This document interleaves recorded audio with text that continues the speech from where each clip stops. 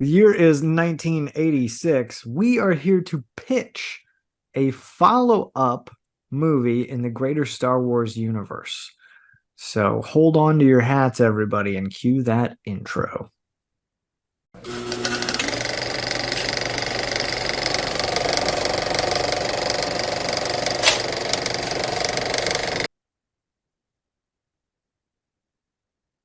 Hello, everyone, and welcome to the final episode of the original series Star Wars run of the Mirror Movie Universe podcast. I'm one half of this shindig, and my name is Nate, one of the hosts of this show. And the other host of the show is my older brother, Dan, sitting across the aisle and across the country from me. Hello, Dan. Say hi to everyone out there in internet land. Hey, everybody. You could kind of think of us like I'm C-3PO and he's R2-D2 for this. Yes, I am fatter than you. So the the idea for this premise, if you've been watching the show for a little while, is that we pitch a follow-on to the original series that we are talking about. We've done it for the Teenage Mutant Ninja Turtles.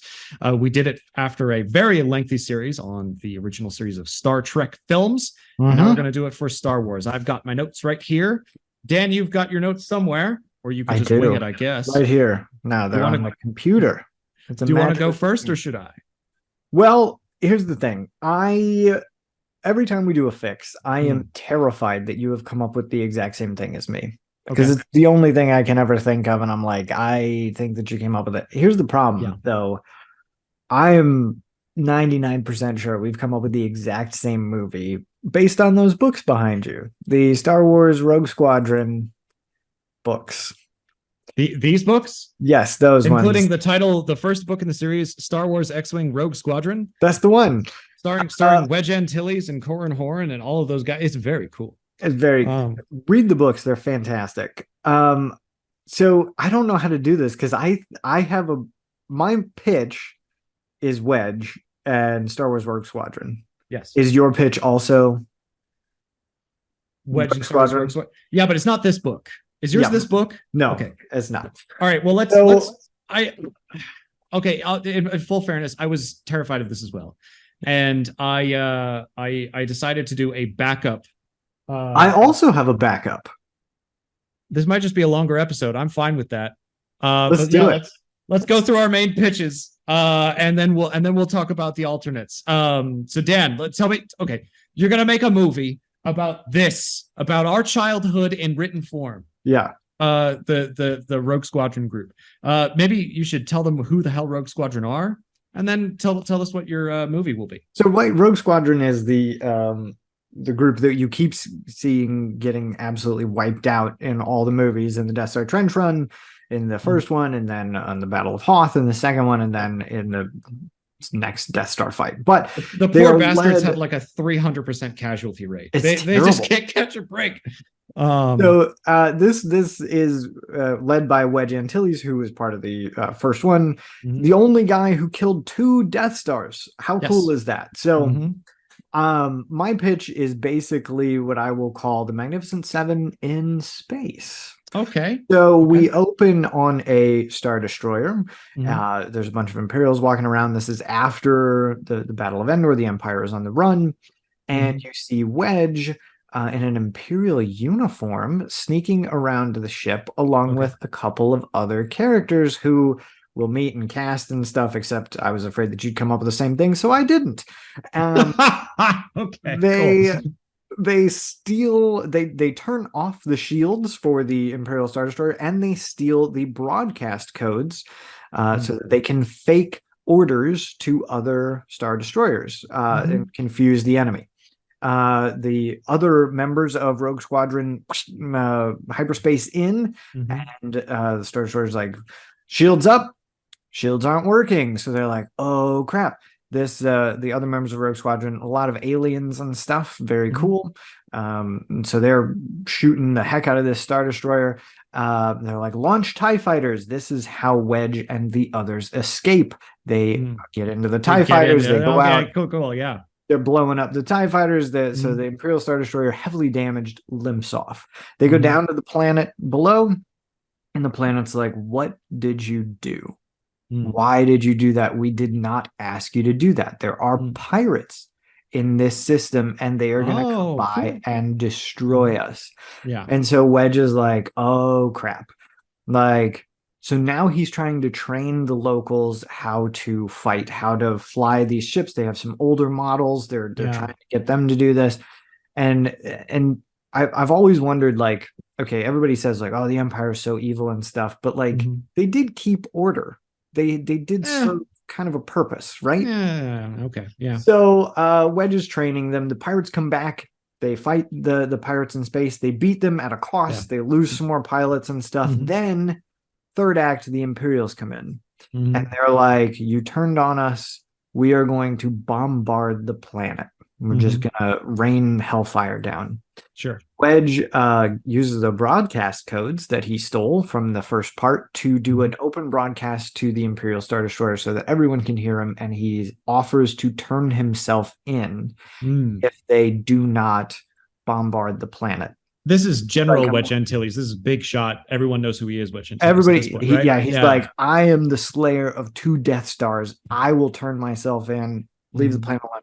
Maybe there's like a little romance subplot there. I didn't get that far. Sure. But whoever, let's say Leah Thompson is on the planet and Wedge is in love with her. Whatever. Well, yeah, cool. So he offers to turn himself in. He uses the broadcast codes so that it's broadcast to the whole ship. The Imperials are like, yeah, sure. Turn off your shields, stand down. We'll send somebody out to get you. And then they're like, bombard the planet anyway. And here you have a really cool moment where you can see. So Wedge used to be an Imperial, which is how he kind of knows this stuff, how he got his training. And he refused an order back in the day to do something very similar, which led him to join the Rebel Alliance. And you can see some of the folks on the ship do the same thing. They lead a mutiny because this was broadcast over the whole ship, so everybody's aware of it. They take the command away from the bad guy in charge.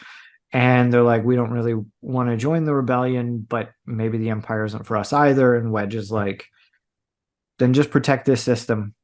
This is your home now. These people are nice. They'll treat you well. Protect this system from the pirates. And then he and the surviving members of Rogue Squadron go off to fight another day. Roll credits. Okay. All right. I like this. I like that it is only one little conflict on one little planet. Most of the time, that's one of my gripes with Phantom Menace, is that it's like, am I supposed to care about this? This is just one planet. It's not like a whole big thing. But that's because it's got a guy named Skywalker in it. It's got a guy named Obi-Wan Kenobi in it. It's the big, it's our big hero trilogy people. And they're only caring about one planet. It makes sense that Wedge Antilles would only care about one planet. It makes sense that it would be interesting to see a movie about it. You can have a lot of interesting banter, but what you've done is not so much make a Rogue Squadron movie as make a Wedge Antilles movie. Yeah. Which I appreciate very much. I was on a podcast called the Wannabe Jedi podcast like 3 years ago, and they gave me a chance to talk about any character I wanted, and I wanted to talk about Wedge Antilles. I know that you love him. He's great. Because in these books, he's very well developed. He's a great character. I love that. I love that the thing about it is that I love that the central conflict at the end and the solution is not like a big old space battle. I'm going to toss a torpedo into a thing. It's not, he's going to give himself up. And then you have the mutiny thing. And people would assume going into this that it is just a blow him up. Yeah. Big old action movie. Something like that. I also think that if it's 1986, you can sell this. Because wait a second, let me just quickly Google something. Yep.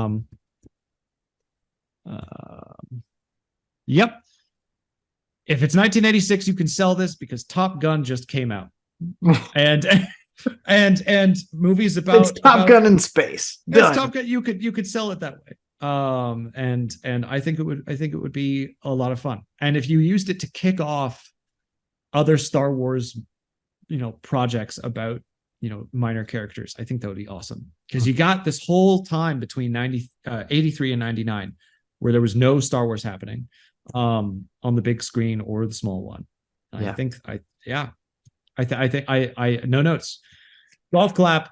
Perfect. Well, thank you. What's your Rogue Squadron pitch? Because I So know that you've got one. yeah. So a couple of things. It's not so much a Rogue Squadron pitch as it is. Wait a second, it's not over there. Where do I have this book stashed? Is it a Rogue Wraith Squadron pick? It's a Wraith Squadron thing. It's Wraith Squadron-esque. The fifth book in the series of Rogue Squadron books is about Wraith Squadron, which does like flying and ship stuff, but they also do like commando-y covert things, right? Raids and stuff. Yeah. Raids and stuff.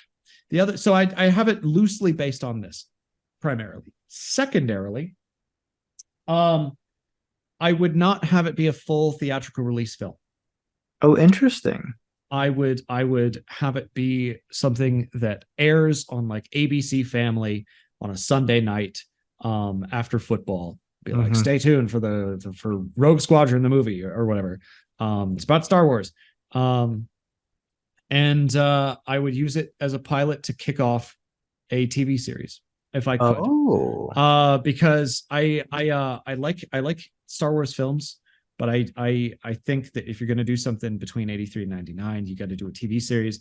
And tell me if this sounds at all familiar. Let's see. This is the intro, right? Instead of having the intro crawl, you have a voiceover. Okay. Yeah.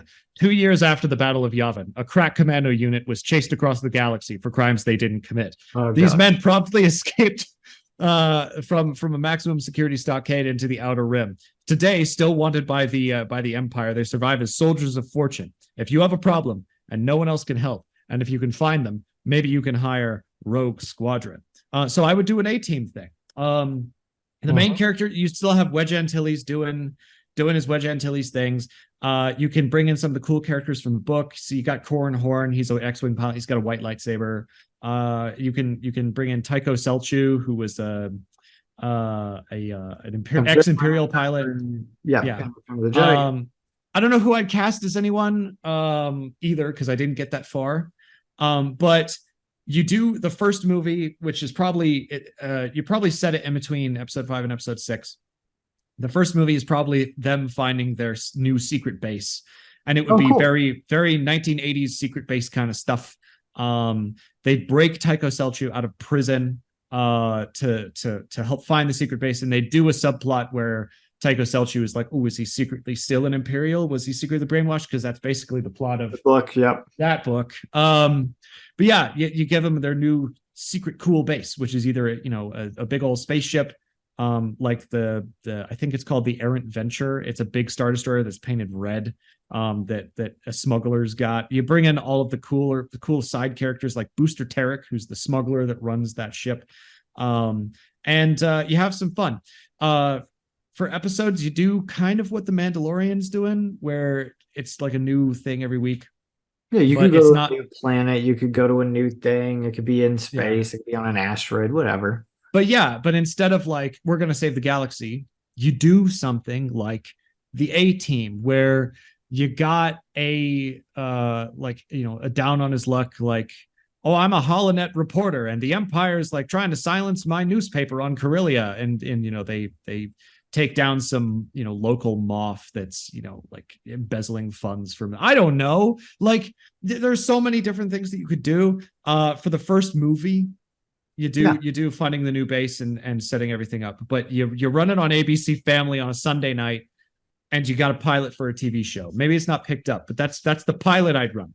Is a Rogue Squadron A-Team show, and A-Team's been on since the same year Return of the Jedi came out. You can be blatant about it being just that in space with Star Wars, but that's what I'd do. I'd have. I mean, it sounds A-Team super Rogue fun Squadron. to me. It sounds super fun, and I love it. And interestingly, like Lucas had so much cred, he could have made more films, but he didn't. He opted to do kind of TV movies and TV specials with this. Yes. So I see he did. That. Yeah, he did the Ewok adventure movies. Yep. I think they actually were on like ABC Family back in the day or whatever it was called. And it was probably just ABC. I don't think ABC Family existed in the 80s. It was just ABC. Yeah. But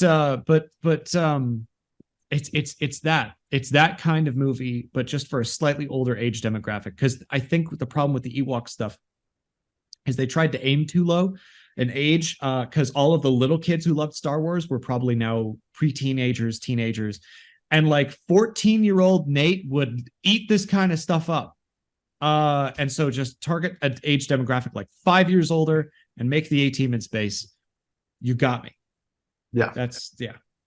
All right. So usually this is the part where I would say to the audience, sound off. Whose pitch do you like better? Which movie would you make if you had the budget for it? But we got backups for this backups. only, because we have the same childhood and it's in written form behind us. So what's your backup idea for a Star Wars movie? It's okay. Here we go.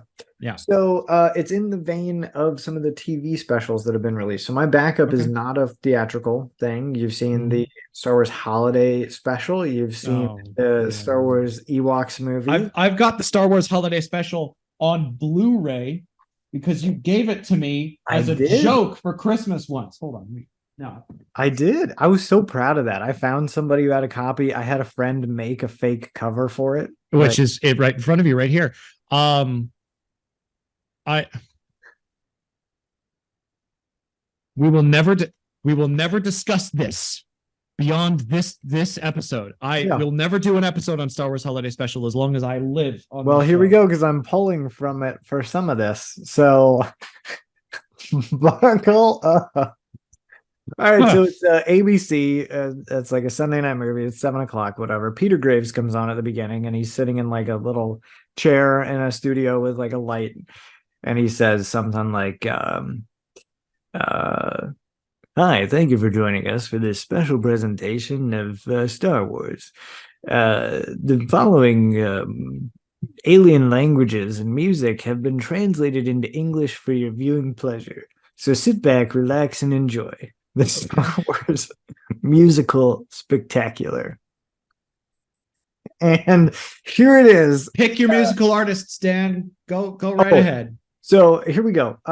All the music is going to be done by a prog rock band, Yes. They're fantastic. Look them up. Okay. And I know who Yes is, Dan. I okay. For our audience, just check out the song Roundabout. So it'll change your life. So here it is. Max Rebo, that's the band from Jabba's Barge, and they're doing their thing. They're on Tatooine, and they're in a Battle of the Bands competition with the Cantina Band, who you saw from A New Hope, playing their jizz music. That's what it's actually called. It's actually called. God bless. Yep. So Max Rebo, which is like this big blue elephant puppet thing, they lose the Battle of the Bands. So they get offered, though, through a mysterious offer, the chance of a lifetime to play a gig on a different planet. So they need to book passage off of Tatooine. They decide to approach a rogue, nefarious ne'er-do-well. How often does he do well? Ne'er. I stole that joke from Gary Goldman. But anyway, they go off and they hook up with Dash Rendar. Oh, God bless. You can tell that my brother grew up in the 1990s because he knows who Dash Rendar is. Absolutely. Played by Sting. Along the way, they accidentally help the rebels a ton. They accidentally smuggle some explosives into their music cases. They accidentally they have to go and break their backup dancer out of an Imperial prison. They accidentally break out everyone from the Imperial prison. IG-88, one of the droid bounty hunter, is pursuing them. Oh, okay. I get what you're doing.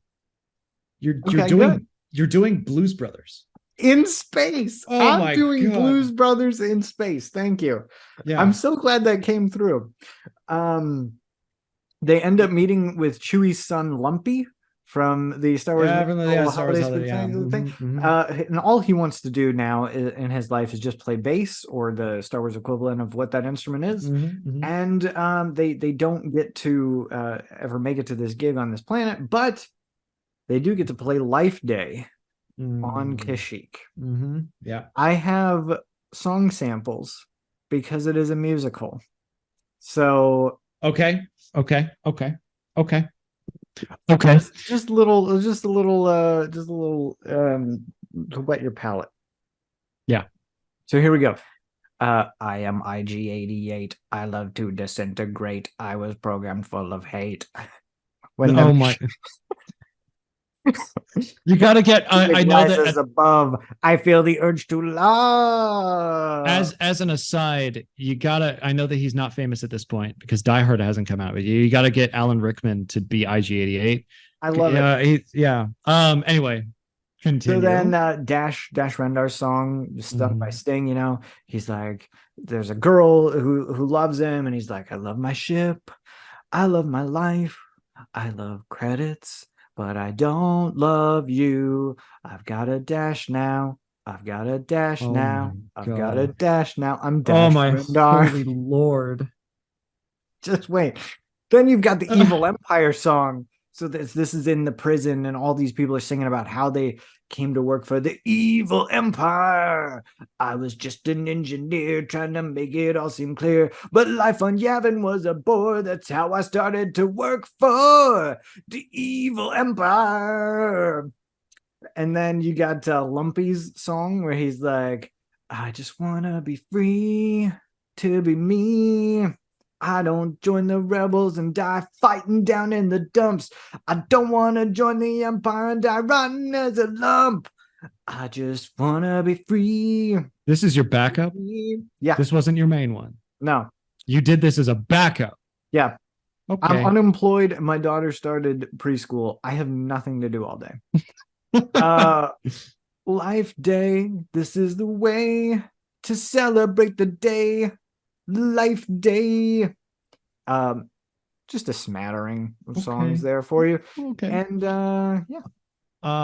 Okay. Well, that's the best pitch I've ever heard on this damn show. I don't even have no notes. No notes Oh other than no. Alan Rickman's got to play IG-88. I don't no notes. It's terrible, I but did it's not also expect so you. bad it's good. Yeah, are you're going for Star Wars Holiday Special 2, Oh, really? 100%. Just Um locked into that. Yeah. yeah, except you're actually choosing good musical artists because the Star Wars Holiday Special 1, they had like Jefferson Starship, and then they had, oh god, I don't even remember who else.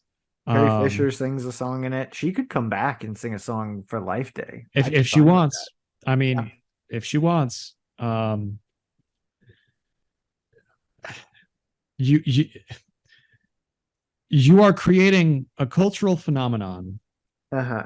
in either a very terrifying and I don't you are messing with powers beyond your ability to control.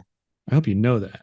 Um uh because that will just stick in the American consciousness for many years. I honestly think I think your musical choices are beautiful and your artist choices make sense for the time because Sting was in Dune in 1984, like a Yes, couple of he years was. before this. Yep. People like, I want to redeem myself. I'll do a Star Wars thing. That's surefire to be great. Uh-huh. Um, yep. Well, thank you. Yeah. The only one thing would remain, and that's a subtle dig at Star Trek. In one of the songs, I don't know what you do, but I would want a character. I would want a tongue-in-cheek moment where they look into the camera, and one of the lyrics in the song is making fun of Star Trek or something like that. Or You like have they're me like about their set the shields to maximum. They're already at maximum. or they're about obviously about to rhyme with Kirk and Spock, and there's like a record scratch and the song stops. Yeah. Yeah. Or like a huge bass breakdown because that's very prog rock. Yes. Just like I only have one critique. I would oh, want what Paul happened to Simon no in there. notes? No, go ahead. What do you got? I would want Paul Simon in there. At this point, the best guy to make music that does not just sound like American pop is Paul Simon. And because his Graceland album came out in 1986. He's doing a bunch of music from around the world in that, and I don't know what I'd have him do. I don't know what I'd have him be, but I'd want Paul Simon in this thing Sure. We'll just to just add a call little him up class. and be like, do you want to be in a Star Wars movie? And he'll be like, yeah. Actually, He might be married to Carrie Fisher at this At point. this point, yes, that's why I'm Or thinking maybe about it. maybe they've divorced already. But Yeah, it's I don't know. hey, I don't know. Okay. All right. All All right, right, that's a good pitch. so what's your pitch that you've come up with? All right, I wanna show my notebook to the camera so that it's not. And my hands have been up Did here you the copy entire me time. on this one too? No, I'm Almost, kidding. What do you got? almost.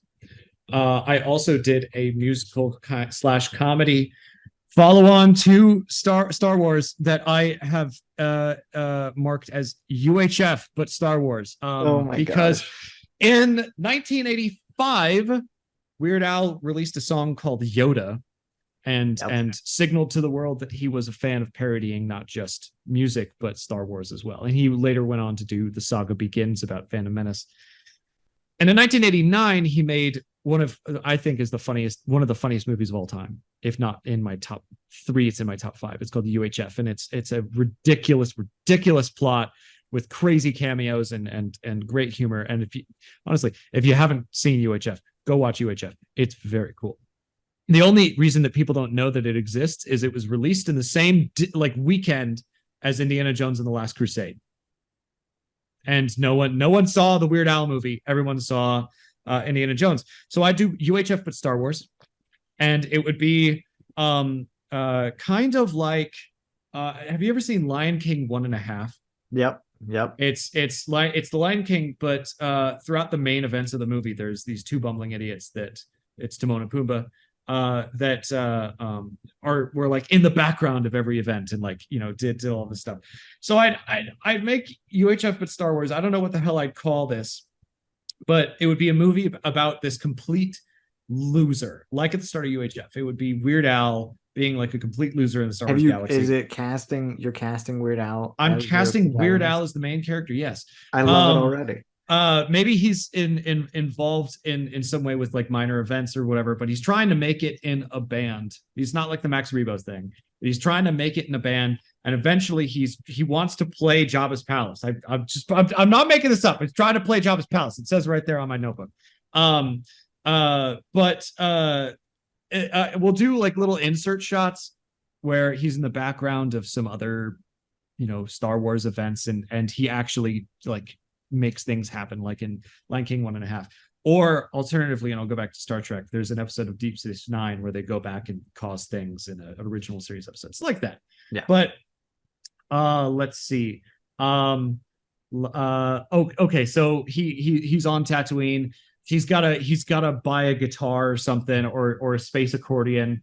So he's got to pawn off a droid that's like just like a piece of crap sitting in his backyard, and it's R4 who has a bad motivator. He sells it to the Jawas, and then later, that droid explodes in episode 4 or whatever.